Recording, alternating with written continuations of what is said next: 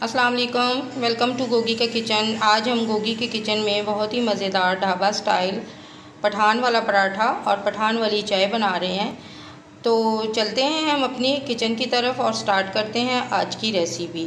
आपने बहुत मज़ेदार और बहुत ही मुझसे भी ज़्यादा अच्छा पराठा बनाना है आपने, और आपने इंग्रेडिएंट्स का भी बहुत ख्याल रखना है ताकि आप मुझसे भी ज़्यादा अच्छा पराठा बना सकें। हमने 2 कप आटा लिया है, इसमें डालेंगे हम हाफ टी स्पून नमक, 2 टेबलस्पून भर के हम इसमें डालेंगे शुगर, और इसमें हम डालेंगे हाफ कप मिल्क।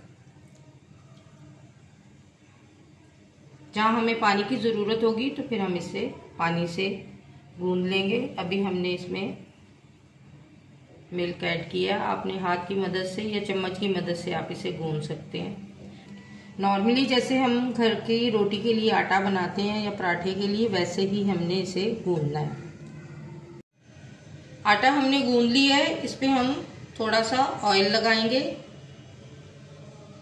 इस तरह ऑयल लगाने से पराठा जो है वो बहुत सॉफ्ट बनता है। इसको हम 15 मिनट तक स्टे देंगे और इसके बाद इसे हम दोबारा से गूंदेंगे और फिर इसका हम पराठा बनाएंगे। 15 मिनट हो गए हैं और आटे को हम दोबारा से गूंदेंगे। 2-3 इसको हम मुक्की देंगे और इसके बाद फिर हमारा आटा जो है पराठे के लिए रेडी हो जाएगा। आटा हमारा गूंद चुका है, इसके हम 2 पेड़े बना लेंगे और पेड़े बना के फिर हम आटे को रेस्ट देंगे ताकि पराठा जो है वो हमारा बहुत अच्छे से बने। अब हम पराठा बनाना स्टार्ट करते हैं।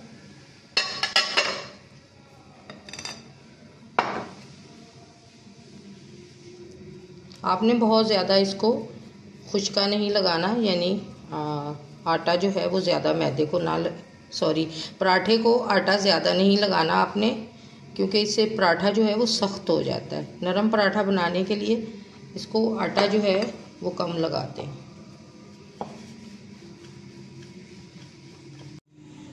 इस तरह आपने इसको बड़ा सा करके बेल लेना है। पराठा हमने बेल लिया है, इस पे हम लगाएंगे ऑयल। आप घी से भी बना सकते हैं, ऑयल से भी बना सकते हैं। पराठे पे हमने वो घी लगा लेना है। आटा गूंद गूंद के आटा ही मुंह पे बार बार आया जा रहा है। बहुत मज़ेदार और बहुत यमी पराठा बना रही हूँ मैं, जैसे पठान के ढाबे से मिलता है चाय के साथ पराठा। वो आपने ज़रूर खाया होगा, वो चाय के साथ बहुत मज़ेदार लगता है। वो बहुत बड़ा नहीं होता लेकिन बना हुआ बहुत मज़े का होता है। इसके ऊपर आपने आटा डस्ट कर देना है और आटा डस्ट करने से इसकी लेयर्स बनती हैं।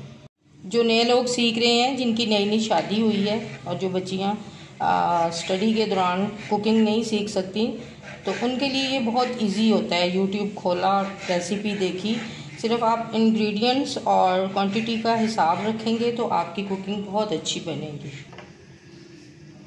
सारी कटिंग हमने कर दी है, इससे ये लेयर बनेगी बहुत अच्छी सी।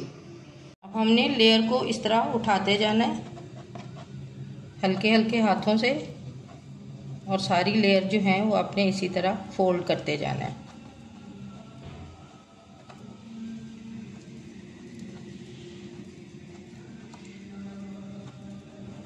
ढाबे पे बैठ के चाय पीने का और पराठा खाने का बहुत मज़ा आता है। पठान के होटल का पराठा जो होता है ना, उस जैसा पराठा। आपने इसको हाथ की मदद से थोड़ा थोड़ा इसको लंबा करना है और फिर इसको आपने थोड़ा सा बल देना है, क्योंकि जब बल देते हैं तो इसमें लेयर बहुत अच्छी आती हैं।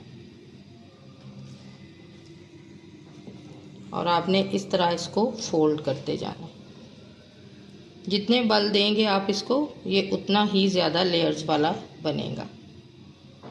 और आखिर में आपने इसे नीचे फोल्ड कर देना, और इसको भी हम थोड़ी देर बना के रखेंगे।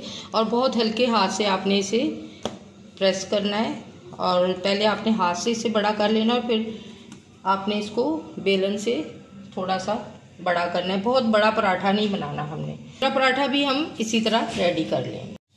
पठान जब पराठा बनाते हैं ना तो वो बेलन से नहीं बेलते, उन्होंने हाथ की मदद से ही इसको बड़ा करना होता है। वो बहुत ज़्यादा वो जो खुश्का होता है ना वो बिल्कुल भी नहीं यूज़ करते, और ऑयल लगा लगा के उन्होंने बड़ा करना होता है। अब देखें ये हमारा पराठा इतना मज़ेदार यमी यमी सा बनेगा। आटे में जो हमने शुगर ऐड की थी इससे पराठा हमारा कैरेमल और क्रंची पराठा बनेगा।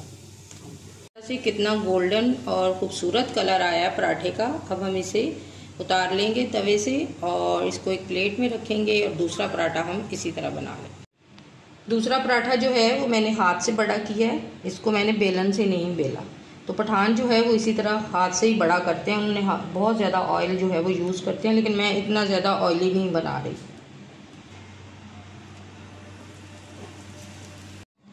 मज़ेदार से ढाबा स्टाइल पठान वाला पराठा हमारा रेडी हो गया है। जब आप तवे से पराठे को उतारते हैं तो उसके नीचे ऐसे ही आप एक प्लेट रखें।